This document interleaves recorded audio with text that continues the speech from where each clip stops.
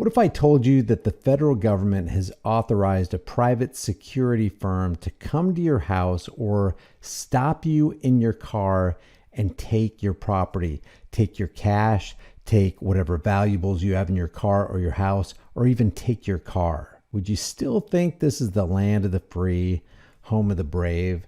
There was a new article that was just put out by Fox News, says the DOJ, the Department of Justice, eyeing Americans like ATMs, spending over $6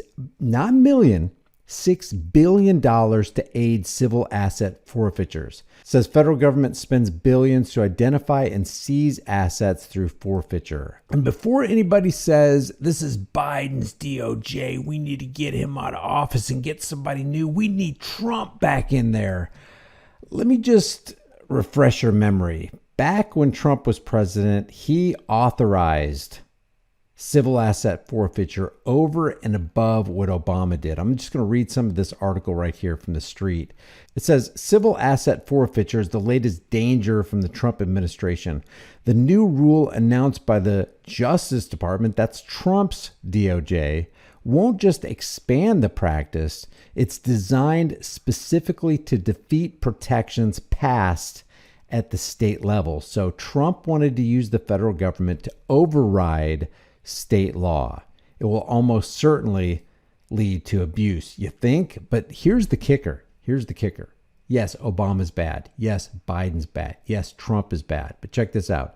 As reported by the Washington Compost Pile, the Justice Department announced a new federal policy Wednesday to help state and local police take cash and property from Americans suspected of a crime, even without a criminal charge, reversing an Obama administration rule prompted by past abuse by police. So Obama said, no, don't do it. Trump goes, no, we need to take people's stuff. Maybe we can fund the border wall. This is what it says right here in the U.S. News and World Report.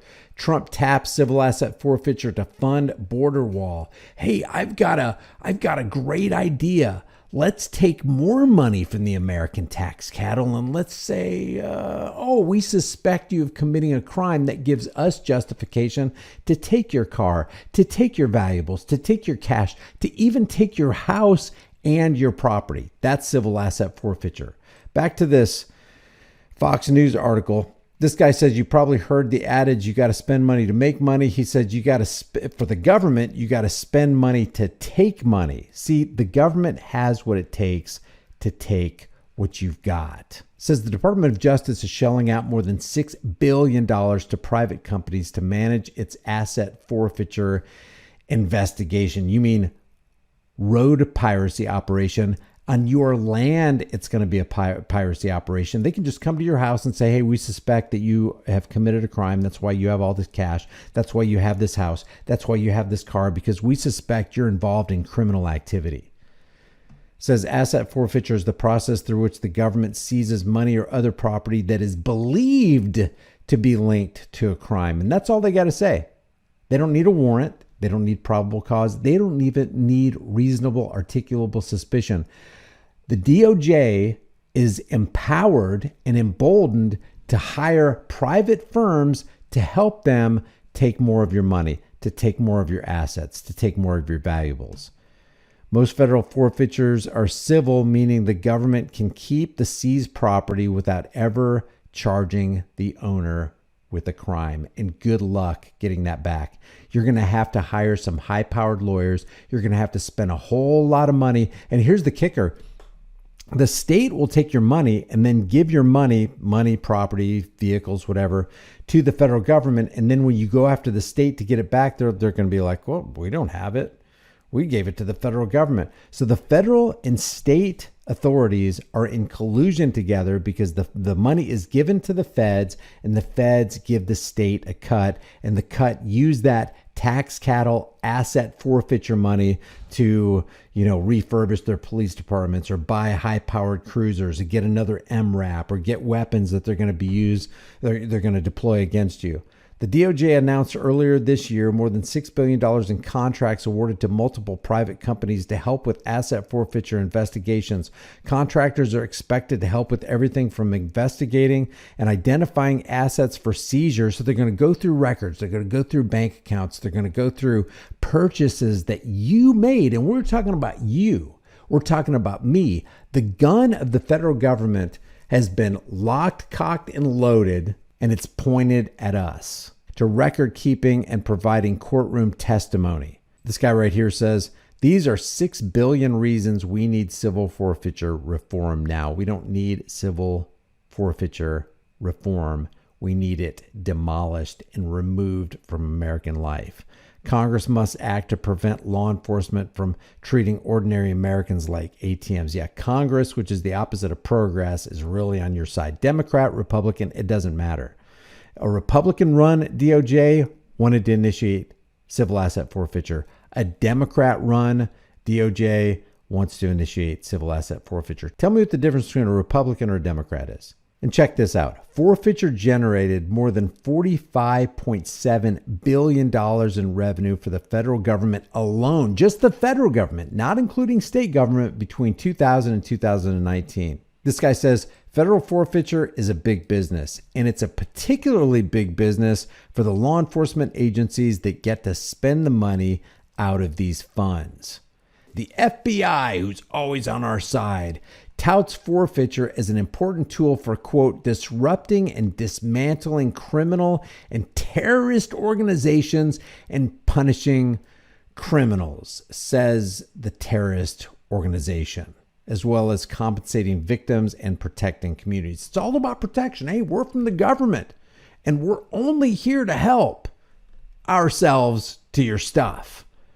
Forfeiture can also serve as a deterrent to others who might be considering criminal activities. Oh, you're not a criminal yet, but you're thinking about it? Well, guess what? We just took your neighbor's car. We just took your neighbor's cash. We just took your neighbor's house and your property. And it's going to happen to you if you get involved in criminal activity, even though, by the way, your neighbor wasn't a criminal and he wasn't charged with a crime, but we said that we suspect him of having committed a crime, and that's why he has that house, and that's why he has that money, and that's why he has that car.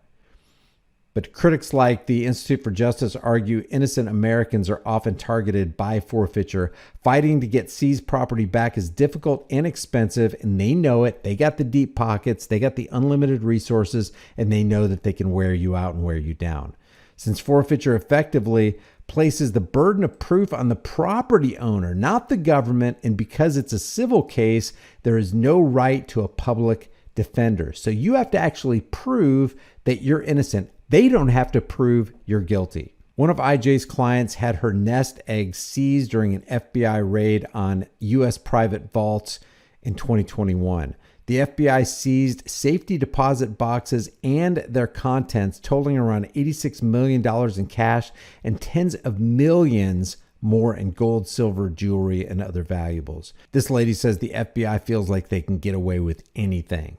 U.S. private vaults later pleaded guilty to money laundering, but neither Martin nor hundreds of other customers were charged with a crime. Many other agencies can utilize forfeiture too, from the Drug Enforcement Administration to the Postal Inspection Service. Border Patrol officers seize more than $200,000 on average every day at the nation's ports of entry and have confiscated more than $41.3 million in fiscal 2023 so far. They're just constant. They have a revenue stream that you cannot imagine.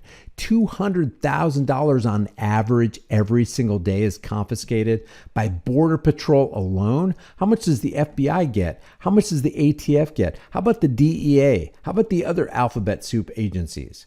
Everyone should be concerned about this because you could be a victim. You could be someone whose cash, whose car, whose home gets seized in order to support these funds.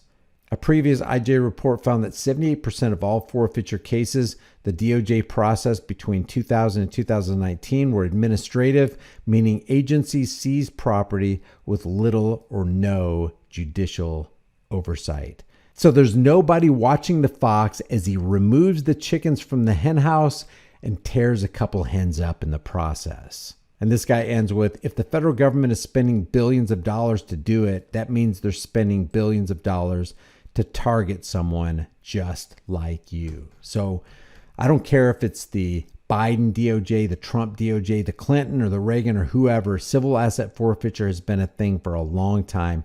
They don't need a warrant. They don't need probable cause. They don't need reasonable, articulable suspicion. And it doesn't matter if it's a Democrat doing it or a Republican. This is downright theft. And because it's done by the barrel of a government gun, more specifically, it is extortion. Leave your thoughts about this for the world and the global thought police in the comment section below. If you haven't done so already, subscribe to the channel, hit the bell notification icon, give it a thumbs up, share it with everybody you know. Don't forget to subscribe to my email list through my website, highimpactflix.com. That's highimpactflix.com. If you want to support further, the links are in the description, or you can grab a hard-hitting, conversation-starting design that you can put on a shirt, hoodie, mug, cell phone case, hat, pillowcase, whatever you want. Remember, freedom is dangerous. The only thing more dangerous is not having it. I'll see you in the next video.